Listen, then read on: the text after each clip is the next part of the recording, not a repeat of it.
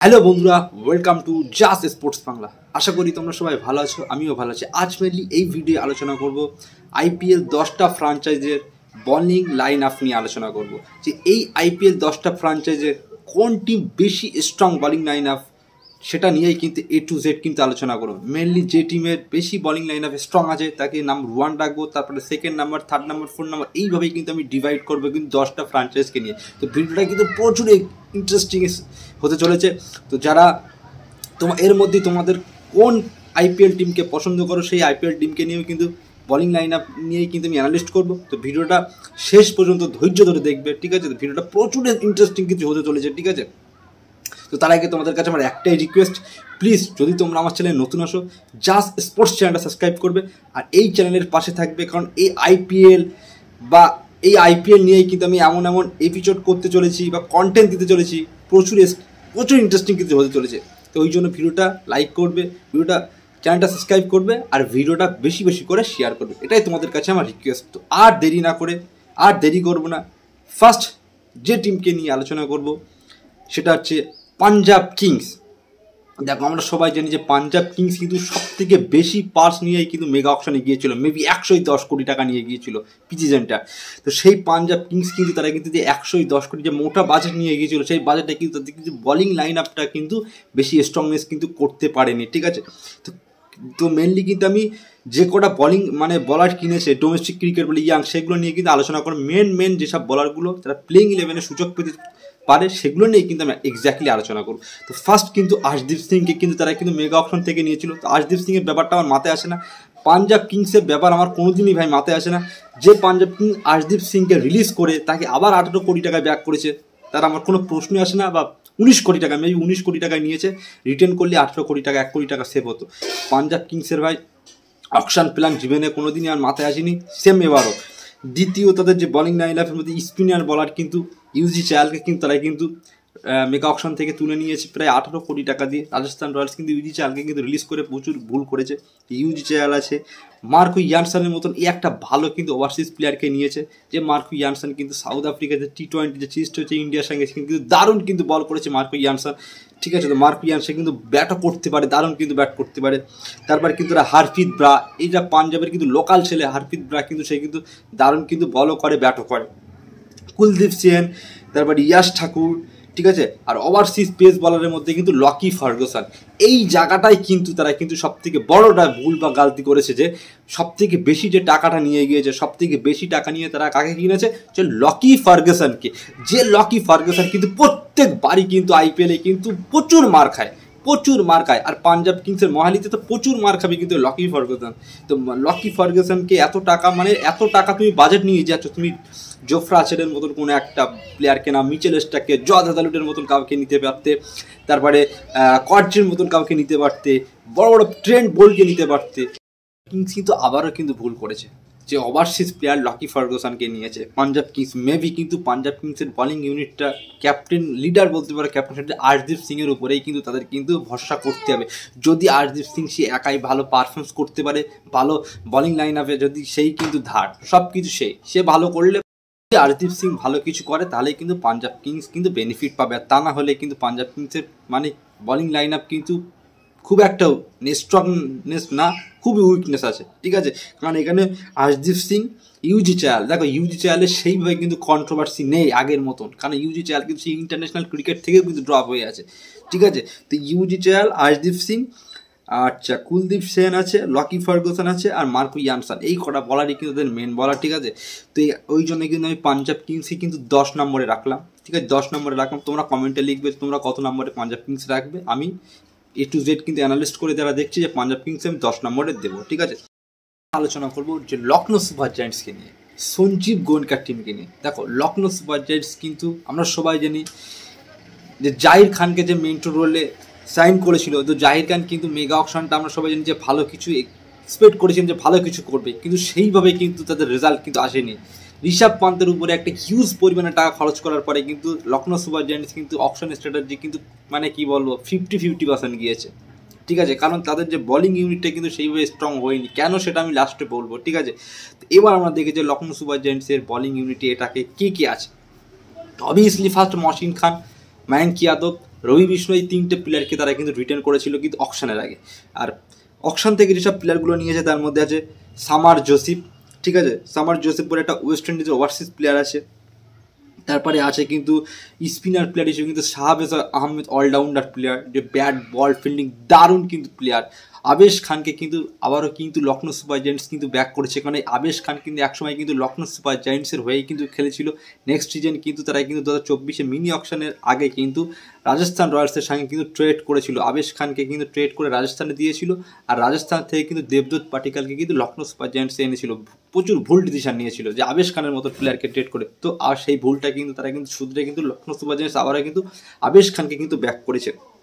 তো আবেশ খান তারপরে কিন্তু তারা অলরাউন্ডার প্লেয়ার হিসেবে কিন্তু মিচেল মার্শকে কিন্তু অকশন থেকে নিয়েছে। এটা একটা গুড সাইন, মাত্র 2 থেকে 3 কোটি টাকার মধ্যে মিচেল মার্শের মতন প্লেয়ার পেয়ে গিয়েছে। মার্কো ইয়ানসনের জায়গায়, মার্কো স্ট্রাইনিসের জায়গাটায় কিন্তু মিচেল মার্শ তাকে কিন্তু খেলাবে। তো এবার আমরা ওভারঅল দেখি যে আকাশদীপকে মেবি নিয়েছে। আকাশদীপকে কিন্তু লখনৌ সুপার জায়ান্টস, একটা বাংলার ছেলে আকাশদীপকে কিন্তু অনেক টাকা খরচ করে কিন্তু আকাশদীপকে নিয়েছে। তো এবার আমরা দেখি যে প্লেইং 11-এ কারা খেলতে চলেছে। দেখো প্লেইং 11 কিন্তু অবভিয়াসলি মহসিন খানকে রিটার্ন করেছে, মায়াঙ্ক ইয়াদবকে খেলবে, রবি বিষ্ণয় খেলবে।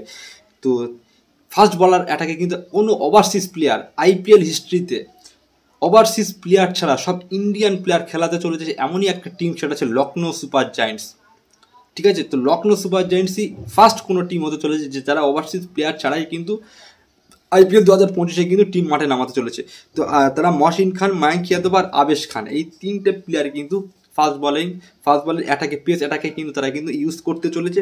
স্পিনার পজিশনে কিন্তু রবি বিষ্ণয় আর কিন্তু শাহবাজ আহমেদকে তারা ইউজ করবে, ঠিক আছে। আর অলরাউন্ডার প্লেয়ার হিসেবে কিন্তু মিচেল মার্শকে কিন্তু তারা কিন্তু ইউজ করতে চলেছে। তো এবার আমরা বলি যে কোথায় তাদের উইকনেসটা আছে। দেখো মায়াঙ্ক ইয়াদব সে কিন্তু প্রচুর ইঞ্জুরি প্লেয়ার।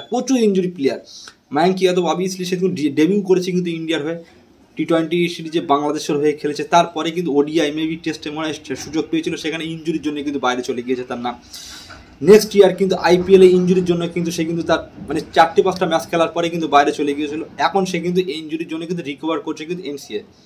তো মায়াঙ্ক ইয়াদব আমার এখনও ডাউট আছে যে আইপিএল 2025 14টা ম্যাচ খেলতে পারে বলে 100% কিন্তু এর কোনো ইনফরমেশন নেই 100%, ঠিক আছে। তো মায়াঙ্ক ইয়াদব যদি ইঞ্জুরি থাকে তাহলে কিন্তু প্রচুর কিন্তু প্রবলেম হতে পারে, কিন্তু লখনৌ সুপার জায়ান্টসের প্রচুর প্রবলেম হতে পারে।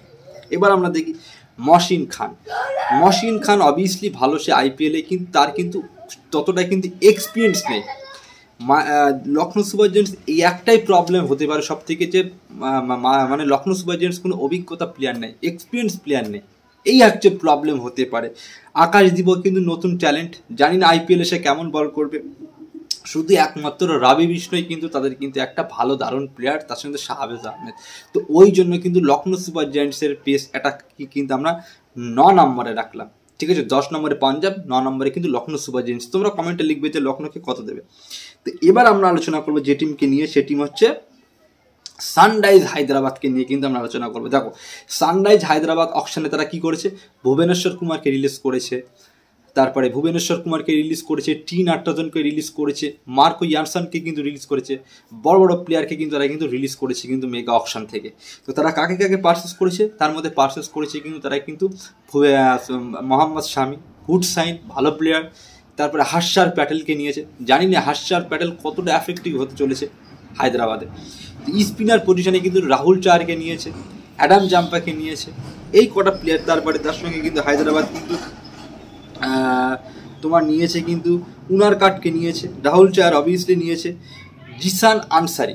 এই প্লেয়ারটার আপডেট অকশনের 1 মাস আগে বলেছিলাম যে যদি কোনো ইয়াং ট্যালেন্টেড প্লেয়ার সবথেকে না যে ভালো একটা প্রাইজে যদি অকশন থেকে প্রাইজে নিতে চলেছে, সেটা হচ্ছে তোমার জিসান আনসারি। তো জিসান আনসারি কিন্তু সে 2-3 বছর পরে কিন্তু ভালো প্লেয়ার হতে পারে যদি তাকে রাখতে পারে। তো কি করেছে যে মোহাম্মদ শামি কার বদলে খেলছে, মোহাম্মদ শামি ভুবনেশ্বর কুমারের জায়গায় হয়তো খেলবে, হর্ষার প্যাটেল তাদের ক্যাপ্টেন প্যাট কামিন্স আছে, তো হর্ষার প্যাটেল খেলবে, টি নাটরাজনের জায়গায় মেবি হয়তো, আর কিন্তু ভুবনেশ্বর কুমার কিন্তু মোহাম্মদ শামি খেলবে তার বদলে। আর প্যাট কামিন্স অবভিয়াসলি আছে, তার সঙ্গে স্পিনার পজিশনে কিন্তু রাহুল চার আর অ্যাডাম জাম্পা কিন্তু খেলবে। কিন্তু ওভারসিজ প্লেয়ার অ্যাডাম জাম্পা কতটা সুযোগ পাবে সেটা আমার কিন্তু জানা নেই, কারণ অলরেডি কিন্তু প্যাট কামিন্স হয়তো চান্স পেতে পারে, ঠিক আছে, চান্স পেতে পারে অ্যাডাম জাম্পা স্পিনার পজিশন হিসেবে। তো এখানে আছে প্রবলেম। দেখো কেন বলছি প্রবলেম, মোহাম্মদ শামি অবভিয়াসলি কিন্তু ইঞ্জুরি প্লেয়ার, কারণ মোহাম্মদ শামি কিন্তু সে সবে মাত্র ইঞ্জুরি থেকে কিন্তু রিকভার করেছে, সে কিন্তু সৈয়দ মোস্তাক আলী ট্রফিতে ভালো পারফরমেন্স করছে, কিন্তু তার একটা এক্স ফ্যাক্টর আছে অবভিয়াসলি, কিন্তু বয়সের ফ্যাক্টর। তো আইপিএলে কতটা সে 14টা ম্যাচে সে খেলতে পারে, ভালো পারফরমেন্স করতে পারে, সেটাই কিন্তু জানা নেই। তো এখানে যদি মোহাম্মদ শামি ফিট থাকে, ফুল ফিট থাকে, তাহলে কিন্তু মোহাম্মদ শামি কিন্তু হায়দ্রাবাদের হয়ে কিন্তু প্রচুর উইকেট নিতে পারে। আর যদি তার প্রবলেম থাকে, লেন্থে কোনো প্রবলেম হয়ে থাকে, ইঞ্জুরি যদি সমস্যা হতে পারে, তাহলে কিন্তু হায়দ্রাবাদের প্রচুর প্রবলেম হতে পারে। যে টি নটরাজন প্রত্যেক সিজনেই কিন্তু সব থেকে কম ইকোনমিতে কিন্তু ভালো উইকেট নিত, ডেতে দারুণ বল করতো, সেই টি নটরাজনকে কিন্তু রিলিজ করেছে কিন্তু হায়দ্রাবাদ। সেখানে হার্ষার প্যাটেল, যে হার্ষার প্যাটেল নেক্সট সিজন পার্পেল কাপের অধিকারী হলেও কিন্তু তার ইকোনমি ছিল কিন্তু 13-র উপরে, প্রচুর মার খাওয়া খেয়েছিল, প্রচুর মার খেয়েছিল। তো হার্ষার প্যাটেলে কিন্তু বয়সের এক্স ফ্যাক্টর আছে, তো হার্ষার প্যাটেলে কিন্তু প্রচুর কিন্তু মার খেতে চলেছে। তো এই জায়গাটায় কিন্তু সানরাইজ হায়দ্রাবাদের কিন্তু প্রবলেম হতে পারে, যদি মোহাম্মদ শামি যদি ফুল ফিট না থাকে আর হার্ষার প্যাটেল সে যদি ভালো পারফরমেন্স না করতে পারে, যদি মার খেয়ে যায়, একা প্যাট কামিন্স কী করবে? ভুবনেশ্বর কুমার কেমন বল করতো হায়দ্রাবাদে সেটা আমরা জানি, 7-8-এর উপরে তার ইকোনমি থাকতো না, এখানে কিন্তু তারা কিন্তু মার খেতে পারে। তো ওই জন্য কিন্তু সানরাইজ হায়দ্রাবাদের অপশানে কিন্তু বোলিং লাইন আপ কিন্তু খুব একটা নেক্সট সিজনের মতো স্ট্রংনেস বাই নেই। ওই জন্য আমি কিন্তু এখানে হায়দ্রাবাদকে কিন্তু আমি 8 নম্বরে রাখলাম। তোমরা কমেন্টে লিখবে তোমরা কত নম্বর দেবে। নেক্সট যে টিমকে নিয়ে আলোচনা করো সেটা হচ্ছে রাজস্থান রয়্যালস। রাজস্থান রয়্যালস সব থেকে জোকারের মতো কাজ করেছে, ট্রেন্ট বোল্টকে রিলিজ করেছে, তারপরে অবভিয়াসলি জস বাটলারকে রিলিজ করেছে, স্পিনার পজিশনে রবিচন্দ্র আশ্বিনকে রিলিজ করেছে, চালকে রিলিজ করেছে। ভাই সব থেকে ফালতু ডিসিশন নিয়েছে কিন্তু রাজস্থান রয়্যালস। রাজস্থান রয়্যালসের কেমন বোলিং লাইন আপ হতে চলেছে IPL 2025-এ? অবভিয়াসলি জোফরা আচার, দেখো জোফরা আচারকে নিয়েছে, ভালো প্লেয়ার। আচ্ছা হাসারাঙ্গাকে নিয়েছে, ওভারসিজ প্লেয়ার মেবি। আচ্ছা হাসারাঙ্গার সঙ্গে কিন্তু মায়েক থিকসানা, এই মায়েক থিকসানা আর হাসারাঙ্গা এই দুটোই কিন্তু তাদের কিন্তু স্পিনার অ্যাটাকে কিন্তু সামলাবে, দুটোই ওভারসিজ প্লেয়ার। তোমার চাল আর কিন্তু আশ্বিনীর পরিবর্তে কিন্তু হাসারাঙ্গা আর মায়েক থিকসানাকে কিন্তু নিয়েছে, তো দুটোই কিন্তু ওভারসিজ প্লেয়ার। হাসারাঙ্গা ভালো প্লেয়ার, কিন্তু সে কিন্তু IPL-এ কেমন করতে পারবে সেটাই কিন্তু দেখার আছে। তো এখানে কিন্তু তারা কিন্তু মার খেতে পারে কিন্তু স্পিনার পজিশনে অ্যাটাকে। জোফরা আচারকে নিয়েছে, ঠিকই আছে। আচ্ছা তার সঙ্গে কিন্তু তারা কিন্তু নিয়েছে কিন্তু সন্দীপ শর্মা, অবভিয়াসলি একটা সব থেকে ভালো প্লেয়ার, যে প্লেয়ারটা রাজস্থান রয়্যালসের হয়ে কিন্তু প্রমাণ করে দিয়েছে, দারুণ কিন্তু বল করে পাওয়ার প্লেতে, মেবি তার সুইংয়ে পাওয়ার প্লেতে কিন্তু উইকেট নিতে কিন্তু সক্ষম আছে, ডেতেও কিন্তু বল করে। তারপরে ফাজুল ফারুকিকে তারা কিন্তু নিয়েছে, দারুণ প্লেয়ারই একটা ভালো প্লেয়ার আছে। তারপরে তুষার দেশপান্ডে, চেন্নাইয়ের একটা প্লেয়ার আছে তুষার দেশপান্ডে। দেখো ধোনি গাইড নিতে তুষার দেশপান্ডে কিন্তু ভালো বল করতো, কিন্তু রাজস্থান রয়্যালসে কেমন বল করে সেটা কিন্তু আমরা কেউই জানি না, ঠিক আছে। কুমার কার্তিক একটা ভালো প্লেয়ার আছে, কুমার কার্তিক মুম্বাইয়ে ভালো পারফরমেন্স করেছিল, কিন্তু কেমন পারফরমেন্স রাজস্থান সেটা কিন্তু দেখার বিষয়। তো ওভারঅল যদি আমরা দেখি জোফরা আচার, তাদের কিন্তু এই একটাই কিন্তু ফাস্ট বলার কিন্তু অভিজ্ঞতাশীল প্লেয়ার, আর জফরা আচারের উপরেই কিন্তু নির্ভর করবে কিন্তু তাদের কিন্তু বলিং ইউনিটটা। যদি জফরা আচার ভালো পারফরমেন্স করে, যেমন আগে করতো রাজস্থান রয়্যালসের, তেমন যদি বল করতে পারে তাহলে ঠিক আছে, আর তা না হলে কিন্তু রাজস্থান রয়্যালস কিন্তু প্রচুর ভুগবে। দেখো জফরা আচারের সঙ্গে একটাই প্রবলেম, সে কিন্তু ইঞ্জুরি থেকে কিন্তু বেশি দিন হয়নি, সে কিন্তু রিকভার হয়েছে। অবভিয়াসলি ইংল্যান্ডের হয়ে বল করছে, কিন্তু যেরকম আগে জফরা আচার ছিল সেরকম জফরা আচার কিন্তু এখন আর নেই, এটাই কিন্তু তার উপরে প্রবলেম হতে পারে। জফরা আচার যদি সেই ক্যালিবারিতে কিন্তু বল না করতে পারে, ইয়ার্কার সঠিক, বাউন্স সঠিক যদি না করতে পারে, পেস, তাহলে কিন্তু প্রচুর মার খাবে। স্পিনার পজিশনে প্রচুর উইকনেস আছে, যেখানে হাসারাঙ্গা IPL-এ ভাই কেমন করবে সেটা আমরা জানি না। মায়েক থিকসানা একটা ভালো প্লেয়ার, ট্রেনারে ভালো বল করেছে, তবুও কিন্তু জানি না IPL-এ কেমন করবে। তো ওভারঅল আমি রাজস্থান রয়্যালসের কিন্তু বলিং ইউনিট কিন্তু নেক্সট সিজনের মতন ভাই খুব একটা স্ট্রং নেই, যেখানে ট্রেন্ট বোল্টের মতন প্লেয়ার ছিল, যে ওপেনারে পাওয়ার প্লেতে এসে উইকেটের পর উইকেট নিত, সেই ট্রেন্ট বোল্টকে কিন্তু রিলিজ করে দিয়েছে। তো ওই জন্য কিন্তু রাজস্থান রয়্যালসে কিন্তু আমরা কিন্তু যে টিম সেটা হচ্ছে গুজরাট টাইটান, আশিস নেহরার টিম। দেখো গুজরাট টাইটান কিন্তু এবারও কিন্তু ভালো স্কোয়াড তৈরি করেছে, ভালো দারুণ কিন্তু প্লেয়ার নিয়েছে। তো তাদের বলিং লাইন আপটা কেমন হতে চলেছে একটু দেখি। বলিং লাইন আপে কোন প্লেয়ারগুলো মেগা অকশন থেকে নিয়েছে দেখি। কাগিসো রাবাডাকে নিয়েছে, ভালো প্লেয়ার। কাগিসো রাবাডা কিন্তু গুজরাটের যে মাঠে দারুণ এফেক্টিভ হতে পারে যদি সে সব ঠিকঠাক হয়। তারপরে কটজিকে নিয়েছে, সাউথ আফ্রিকার একটা প্লেয়ার। গ্লেন ফিলিপসকে নিয়েছে, দারুণ প্লেয়ার, খুব চিপ রেটে পেয়েছে গ্লেন ফিলিপ। তারপরে ওয়াশিংটন সুন্দর, আমি অনেক আগে বলেছিলাম আইপিএলের আগে যে Chennai Super Kings, Mumbai Indians আর গুজরাট টাইটান, এই তিনটে টিমের মধ্যে কিন্তু লড়াই হবে কিন্তু ওয়াশিংটন সুন্দরের প্রতি। তো ওয়াশিংটন সুন্দর মেবি মনে হয় চেন্নাই সুপার কিংস গিয়েছিল অকশনে।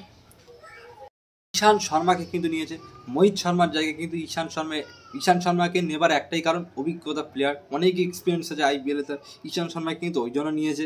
আশিস নেয়ার সময় কিন্তু ঈশান শর্মা থেকে অভিজ্ঞতার জন্য কিন্তু নিয়েছে, প্রচুর অভিজ্ঞতা আছে। মোহিত শর্মার জায়গায় ঈশান শর্মাকে নিয়েছে। আর গুজরাট টাইটান বরাবরই কিন্তু অভিজ্ঞতা এক্সপিরিয়েন্স প্লেয়ারকে কিন্তু তুলে নেয়, ঠিক আছে। ঈশান শর্মায় কিন্তু সে কিন্তু আশিস নেয়ারের সঙ্গে খেলেছে জুটি। তো ঈশান শর্মা খেলেছে। কুলভান খেজুরিয়া বলে একটা প্লেয়ার আছে, ডোমেস্টিক ক্রিকেটে ভালো প্লেয়ার আছে। প্রসিদ্ধ কৃষ্ণা দারুণ প্লেয়ার, গুজরাট টাইটানের যে হোম গ্রাউন্ডে কিন্তু প্রচুর এফেক্টিভ হতে পারে যেহেতু প্রসিদ্ধ কৃষ্ণা, যদি সে ফিট থাকে, কারণ ইঞ্জুরির কিন্তু প্রবলেম কিন্তু প্রসিদ্ধ কৃষ্ণার সঙ্গে কিন্তু বরাবরই। মোহাম্মদ সিরাজ একটা দারুণ প্লেয়ার, যদি মোহাম্মদ সিরাজ দারুণ এফেক্টিভ হবে কিন্তু গুজরাট টাইটানের ওই ম্যাটে, ঠিক আছে সিরিজে। রাহুল তেভাটিয়া হয়তো বল করবে না, ঠিক আছে, সেই স্পিনার করতে পারে। তো মেনলি এবার আমরা দেখবো যে কারা প্লেইং 11-এ খেলতে চলেছে। অবভিয়াসলি কাগিসো রাবাডা খেলবে, যাকে এত টাকা দিয়ে কিনেছে। হয়তো গ্লেন ফিলিপসকে কিন্তু প্লেইং 11 অলরাউন্ডার প্লেয়ার হিসেবে সুযোগ দেবে, ঠিক আছে। ওয়াশিংটন সুন্দর অবভিয়াসলি কিন্তু খেলবে, ওয়াশিংটন সুন্দর খেলবে। ঈশান শর্মা হয়তো সুযোগ পেতে পারে, ঠিক আছে। প্রসিদ্ধ কৃষ্ণা, মোহাম্মদ সিরাজ, ঠিক আছে। তো দেখো ওভারঅল যদি আমি গুজরাট টাইটানের বোলিং লাইন আপ দেখো, মেন কিন্তু রাবাডার উপরে সব কিছু নির্ভর করছে, রাবাডা আর মোহাম্মদ সিরাজ। তো মোহাম্মদ সিরাজ কিন্তু এই 2-1 বছর 3 বছর ধরে কিন্তু সে কিন্তু তার ইকোনমি কিন্তু প্রায় 10-11 উপরে চলে গিয়েছে। সেইভাবে কিন্তু মোহাম্মদ সিরাজের কিন্তু ইকোনমি কিন্তু সেইভাবে কিন্তু প্রচুর মার খাচ্ছে কিন্তু এই 2 বছর আমরা দেখছি।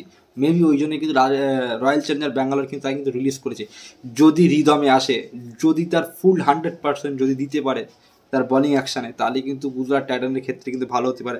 আর কাগিসো রাবাডা, দিল্লি ক্যাপিটালস 2018 সালে মেবি 19-20 সালে যখন কাগিসো রাবাডা আন্ড্রিক নকিয়া দুজন দারুণ বল করতো, সেই রকম কিন্তু বল করতে হবে কিন্তু।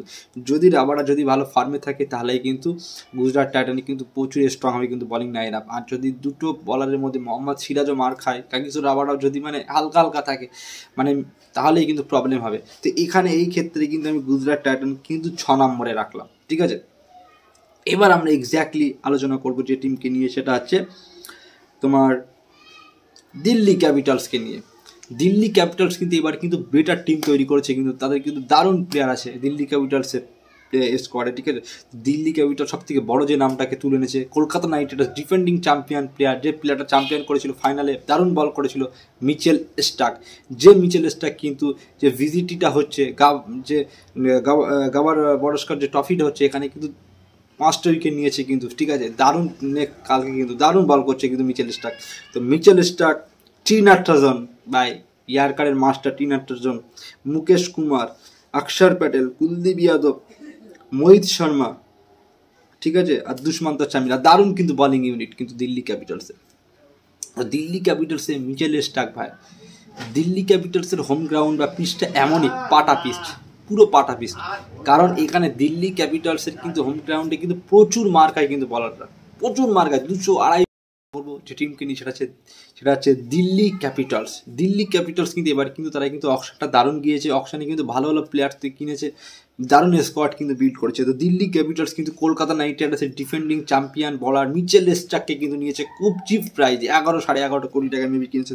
তো মিচেল স্টার্ক যেমন বল করছে, বিজিটিতে যেমন বল করেছে কালকে, ঠিক আছে, দারুণ কিন্তু বল করছে, 5টা উইকেট নিয়েছে। তো মিচেল স্টার্কের ভাই কলকাতা নাইট রাইডার্স যে প্লে অফ ফাইনালে যে বলটা করেছিল, ডেলিভারিটা দিয়েছিল, সেরকম যদি ডেলিভারি ভাই দিল্লির হয়ে দিতে পারে না, তাহলে কিন্তু দিল্লি ক্যাপিটালস কিন্তু চ্যাম্পিয়ন হতে পারে কিন্তু এবার।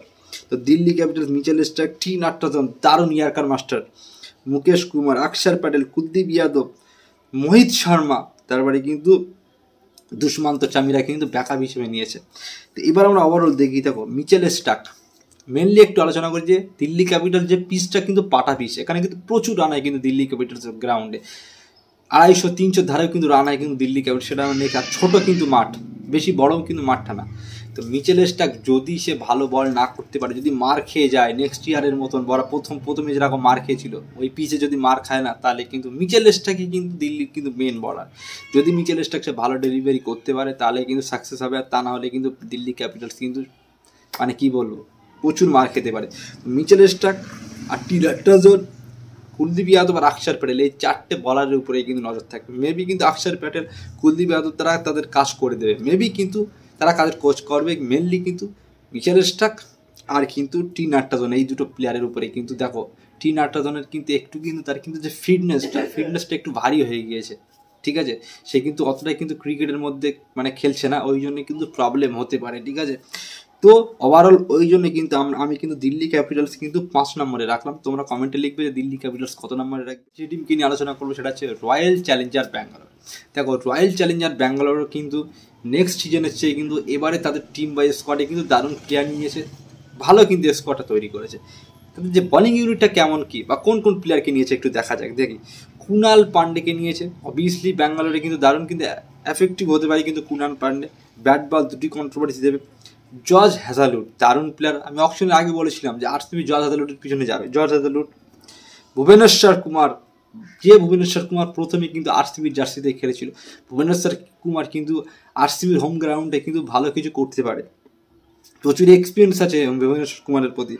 ইয়াশ দয়াল, লিয়াম লিভিংস্টোন, তারপরে সুয়েশ শর্মা, কলকাতার এক তরুণ স্পিনার বোলার, লেগ স্পিনার, তারপরে রাশিক সালাম, এই কটা মেন কিন্তু প্লেয়ার। আরও আছে প্লেয়ার, সেসব কোনো ডোমেস্টিক ক্রিকেট আমি মেন প্লেয়ারগুলোর নামই কিন্তু সাজেস্ট করছি যারা প্লেইং ইলেভেনের সুযোগ পাবে, ঠিক আছে। তো অবভিয়াসলি ফার্স্ট প্লেইং ইলেভেনের সুযোগ পাবে কুনাল পান্ডে, জর্জ হ্যাজালউড, ভুবনেশ্বর কুমার, ইয়াশ দয়াল আর লিয়াম লিভিংস্টোন হয়তো 1-2 বার বল করবে, ঠিক আছে, যেমন গ্লেন ম্যাক্সওয়েল করতো। আর রাশিক সালাম হয়তো ইম্প্যাক্ট প্লেয়ার হিসেবে কিন্তু ইউজ করবে। তো মানে আরসিবির হোম গ্রাউন্ড হিসেবে কিন্তু তাদের কিন্তু যে বলারগুলো নিয়েছে, সাইন করেছে, দারুণ কিন্তু প্লেয়ার নিয়েছে। মেবি কিন্তু কুনাল পান্ডে আরসিবির যে হোম গ্রাউন্ডে প্রচুর এফেক্টিভ হতে পারে। জর্জ হ্যাজালউড দারুণ ফর্মে আছে, তবে জর্জ হ্যাজালউডের সঙ্গে কিন্তু একটা প্রবলেম হতে পারে, সে কিন্তু ইঞ্জুরি। জর্জ হ্যাজালউড কিন্তু ইঞ্জুরির জন্য কিন্তু সে কিন্তু বিজিটি থেকে কিন্তু বাইরে চলে গিয়েছে তার নামটা। তো জর্জ হ্যাজালউড কিন্তু ইঞ্জুরি, জানে না সে কবে রিকভার করবে। তো জর্জ হ্যাজালউড যদি সে ফুল রিদমে থেকে 100% ফিট থাকে তাহলে কিন্তু আরসিবির জন্য কিন্তু অনেক ভালো হবে, ঠিক আছে। ভুবনেশ্বর কুমার, দেখো ভুবনেশ্বর কুমার কিন্তু সৈয়দ মুশতাক আলী ট্রফিতে কিছুদিন আগে কিন্তু হ্যাটট্রিক নিয়েছে 3টে উইকেট নিয়ে। তো ভুবনেশ্বর কুমারের কিন্তু যদি সে আরসিবির হোম গ্রাউন্ডে যদি ভালো কিছু করতে পারে তাহলে কিন্তু আরসিবি একটা ভালো জায়গায় যাবে। আর যদি ভুবনেশ্বর কুমার, কারণ আরসিবির যে হোম গ্রাউন্ডটা ভাই এমনই একটা হোম গ্রাউন্ড, প্রচুর মার খায় ভালো ভালো বলারও কিন্তু, ঠিক আছে। তো ভুবনেশ্বর কুমার যদি মার খেয়ে যায় তাহলে কিন্তু আরসিবি কিন্তু প্রবলেম হয়ে যাবে, ঠিক আছে। ইয়াশ দয়াল ভালো পারফরমেন্স করেছি নেক্সট সিজন।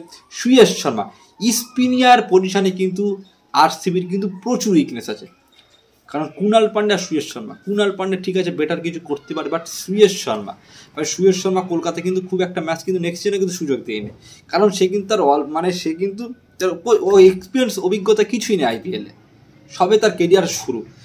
কিন্তু আরসিবির কিন্তু মেন স্পিনার হতে চলেছে কিন্তু সুয়েশ শর্মা আর কুনাল পান্ডে দুটো প্লেয়ার সামলাবে। ওই জন্য কিন্তু আরসিবির কিন্তু ফাস্ট বলিং লাইন আপ কিন্তু স্ট্রংনেস, কিন্তু স্পিনারে কিন্তু প্রচুর উইকনেস আছে। ওই জন্য কিন্তু আরসিবিকে আমি কিন্তু 4 নম্বরে রাখলাম, ঠিক আছে। আরসিবি আগের বারে সে কিন্তু ভালো বলিং ইউনিট আছে, কারণ ভুবনেশ্বরের মতন বলা যায়, জর্জ হ্যাজালউডের মতন প্লেয়ার। এবার আমরা আলোচনা করবো কিন্তু চেন্নাই সুপার কিংসকে নিয়ে। দেখো চেন্নাই সুপার কিংস যেসব প্লেয়ারগুলো তাদের যে বলিং ইউনিটে স্ট্রং করার জন্য লাইন আপে এনেছে অকশন থেকে, সেগুলো একটু আলোচনা করি। দেখো তারা অকশনের কিন্তু মাতিসা পাত্রিনাকে কিন্তু রিটার্ন করে রেখে দিয়েছিল। তো মাতিসা পাত্রিনা কিন্তু দারুণ বলার, সঠিক ইয়ার্কার করতে পারে, 4 ওভারে কিন্তু ম্যাক্সিমাম 2 থেকে 3টে উইকেট নেওয়ার কিন্তু ক্ষমতা আছে কিন্তু মাতিসা পাত্রিনা স্পিনার ফাস্ট বলার ইউনিটে। মাতিসা পাত্রিনা কিন্তু চেন্নাই সুপার কিংসের কিন্তু ফাস্ট বলার ইউনিটে কিন্তু মেন বলার, ঠিক আছে। মাতিসা পাত্রিনা আছে, তারপরে কিন্তু জেমি ওভারটন মেবি চান্স পাবে না, তারপরে নূর আহমেদ দারুণ প্লেয়ার ভাই, রাশিদ খানের নেক্সট রাশিদ খান হচ্ছে নূর আহমেদ, তারপরে কিন্তু রবিচন্দ্র আশ্বিন আছে, রবীন্দ্র জাদেজা আছে, তারপরে আনসুল কম্বুজ আছে, খলিল আহমেদ আছে, তো অনেক প্লেয়ার আছে। চেন্নাই সুপার কিংসে কিন্তু ব্যাকআপ প্লেয়ার প্রচুর আছে, বা প্লেইং ইলেভেনে ডিজার্ভ করা প্লেয়ারও কিন্তু আছে। মেবি তুষার দেশপান্ডে নেই, দীপক চাহার নেই, শার্দুল ঠাকুর নেই, সেখানে কে আছে সেই জায়গায় কিন্তু খলিল আহমেদকে এনেছে, আনসুল কম্বুজকে এনেছে, ঠিক আছে, রবিচন্দ্র আশ্বিন এসেছে, নূর আহমেদ। মেবি কিন্তু চেন্নাই সুপার কিংসের কিন্তু এবার কিন্তু স্পিনার ইউনিট কিন্তু প্রচুর স্ট্রং ভাই, নূর আহমেদ, রবিচন্দ্র আশ্বিন, আবার কিন্তু রবীন্দ্র জাদেজা ভাই, 3টে খাতারনাক। তার সঙ্গে 1-2 ওভার কিন্তু স্পেল করতে পারে কিন্তু, আর সেটা হচ্ছে রাচিন রবীন্দ্র। তো স্পিনারের অ্যাটাকার জানি আমরা, চেন্নাইয়ের হোম গ্রাউন্ডে কিন্তু স্পিনারে কিন্তু প্রচুর সহায়তা পিস। তো চেন্নাই কিন্তু তার স্পিনার পজিশনে কিন্তু প্রচুর স্ট্রং আছে। ফাস্ট বলার ইউনিটে কিন্তু মাতিসা পাতিরান আছে। মাতিসা পাতিরানের সাথে খালিল আহমেদ মেবি দেখা যাবে ইম্প্যাক্ট প্লেয়ার হিসেবে কিন্তু আনসুল কম্বুজকে আনবে।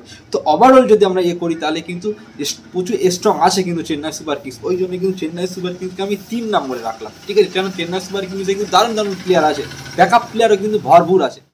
নেক্সট যে টিম সেটা হচ্ছে defending champion Kolkata Knight Riders, Shahrukh খানের যে টিম। দেখো কলকাতা নাইট রাইডার্স কিন্তু তারা কিন্তু নেক্সট যে সিজনটা চ্যাম্পিয়ন হয়েছে 2024-এ, এই সিজনের যে বলার ইউনিটটাই ছিল সেম কিন্তু সেই টিমটাই আছে। শুধু মিচেল স্টার্কের জায়গায় আর্নিক নকিয়া আর নালে কিন্তু স্পেন্সার জনসন, একটাই পরিবর্তন, আর নাকি সেম কিন্তু ইউনিট আছে।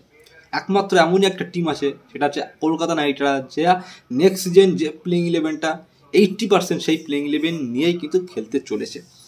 তো ওই জন্যে কিন্তু প্রচুর কলকাতা নাইট রাইডার্স কিন্তু অ্যাডভান্সটা বেশি হতে চলেছে। ওই জন্যে কিন্তু এখানে কিন্তু আমি নাম্বার 2-তে কিন্তু কলকাতা নাইট রাইডার্সকে রাখলাম, ঠিক আছে। তো সুনীল নারিন অবভিয়াসলি 3বার চ্যাম্পিয়ন হওয়ার পিছনে কিন্তু সুনীল নারিনের প্রচুর ভূমিকা আছে। বরুণ চক্রবর্তী 4টে স্পেলে ভাই ব্যাটসম্যানদের বিপরীত ব্যাটসম্যানদের কিন্তু ঘায়াল করার কিন্তু ক্ষমতা রাখে। স্পেন্সার জনসনকে কিন্তু মেফি প্লেইং 11-এর সুযোগ পায় ফার্স্ট টেকনোলজি। স্পেন্সার জনসন কিন্তু দারুণ খেলছে, কিন্তু দারুণ পারফরমেন্স করছে, কিন্তু ডেবিউ ম্যাচে দারুণ কিন্তু পারফরমেন্স করেছিল। কিন্তু ডেবিউ ম্যাচে কিন্তু যে T10 লিগটা দ্য 100 লিগে কিন্তু 20টা বল করে কিন্তু 1 রান দিয়ে কিন্তু মানে সেখানে 2-3টে উইকেট নিয়েছিল, যেখানে তার ব্যাটিং ছিল জস বাটলার আর ফিল্ড শট। তো প্রচুর কিন্তু এই প্লেয়ারটার উপরে কিন্তু কেলিবার আছে। স্পেন্সার জনসন, হার্ষিত রানা কিন্তু আমাদের ফিউচার সুপারস্টার ইন্ডিয়ার, যে হার্ষিত রানা কিন্তু দারুণ কিন্তু বল করছে। নেক্সট সিজন কিন্তু চ্যাম্পিয়ন হওয়ার পিছনে কিন্তু হার্ষিত রানার কিন্তু অনেক অবদান ছিল। বৈভব অরোরা কিন্তু পাওয়ার প্লেতেও কিন্তু ভালো বল করে, মিডল অর্ডারেও কিন্তু ভালো বল করতে পারে। তারপর কিন্তু আন্ডার রাসেল কিন্তু নেক্সট সিজন 18টা উইকেট নিয়েছিল বন্ধুরা। তো আন্ডার রাসেল কিন্তু সে কিন্তু ডেতে ভালো বল করতে পারে, 1-2 বার বল করতে পারে। মিডল অর্ডারেও যখন উইকেট দরকার হয় তখন কিন্তু আন্ডার রাসেলের হাতেই কিন্তু ক্যাপ্টেন বল দিয়েছিল শ্রেয়াস আয়ার। তো আন্ডার রাসেলও কিন্তু ভালো বলার। মঈন আলী, যদি সুনীল নারিনের ব্যাকআপ দরকার, বা মঈন আলী কিন্তু চেন্নাইয়ের মতন পিচ, লখনৌ সুপার জায়ান্টসের মতন পিচে কিন্তু প্রচুর কিন্তু এফেক্টিভভাবে কিন্তু মঈন আলী কিন্তু দারুণ প্লেয়ার।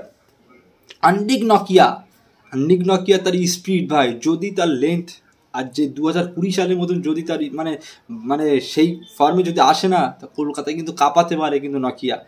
কলকাতার আকাশ চোপড়ার মতন ক্রিকেট এক্সপার্ট সে বলছে যে কলকাতা নাইট রাইডার্স যেসব ব্যাকআপ প্লেয়ারগুলো আছে, সেসব ব্যাকআপ প্লেয়ারগুলো দিয়ে যদি একটা প্লেইং 11 তৈরি করা হয়, সেই প্লেয়ারগুলো নিয়ে কিন্তু চ্যাম্পিয়ন হওয়ার কিন্তু দম আছে কিন্তু সেই সব প্লেয়ারদের মধ্যে। ব্যাকআপ প্লেয়ার দেখো, রাসেলের ব্যাকআপ রবমান পওয়েল, সুনীল নারিনের ব্যাকআপ মঈন আলীর মতন প্লেয়ার আছে, নকিয়ার মতন প্লেয়ারের ব্যাকআপ কিন্তু স্পেন্সার জনসনের মতন প্লেয়ার আছে।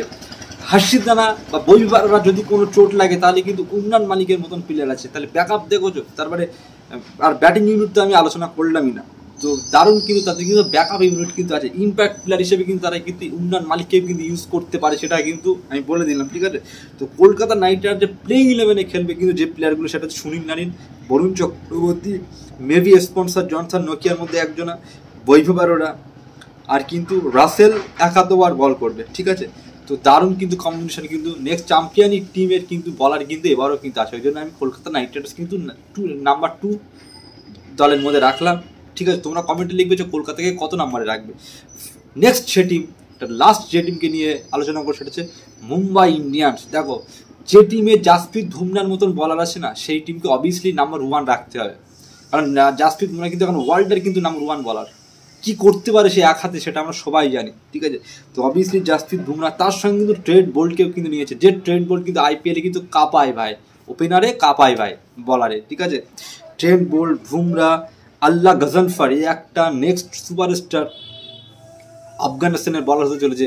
যে আল্লাহ গজনফরকে Kolkata Knight Riders next gen scouting করেছিল, সেই আল্লাহ গজনফর কিন্তু মুম্বাই ইন্ডিয়ান্সের দারুণ কিন্তু প্লেয়ার হতে চলেছে।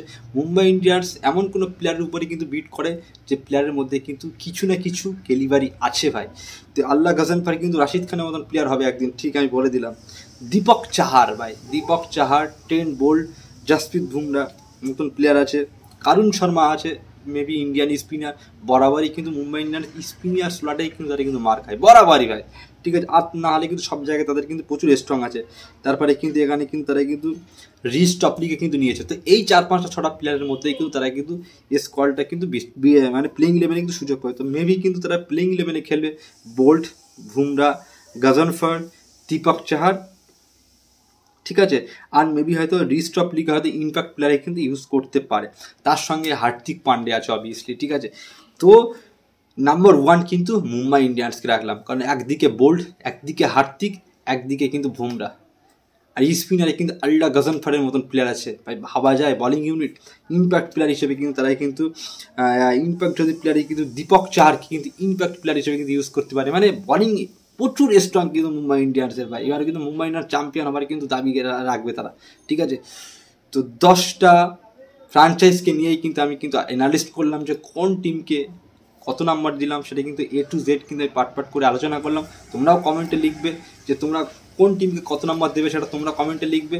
তো ভিডিওটা এখানেই আমি শেষ করলাম। তো তার আগে তোমাদের কাছে একটাই রিকোয়েস্ট ভাই, ঠিক আছে, তোমরা যদি এখনও এই জাস্ট স্পোর্টস বাংলা চ্যানেলটা সাবস্ক্রাইব না করে থাকো, প্লিজ চ্যানেল সাবস্ক্রাইব করবে, আর ভিডিওটা যদি ভালো লাগে তাহলে অবভিয়াসলি ভিডিওটা লাইক করবে, আর ভিডিওটা বেশি বেশি করে শেয়ার করবে। এটাই তোমাদের কাছে আমি রিকোয়েস্ট, কারণ এরপর থেকে আমি IPL নিয়ে এমন কন্টেন্ট তৈরি করে এপিসোড করবো না, ধামাকা করতে চলেছি, ওই জন্য চ্যানেলটা সাবস্ক্রাইব করে রাখবে, ঠিক আছে। তো আজ এই পর্যন্ত, বাই।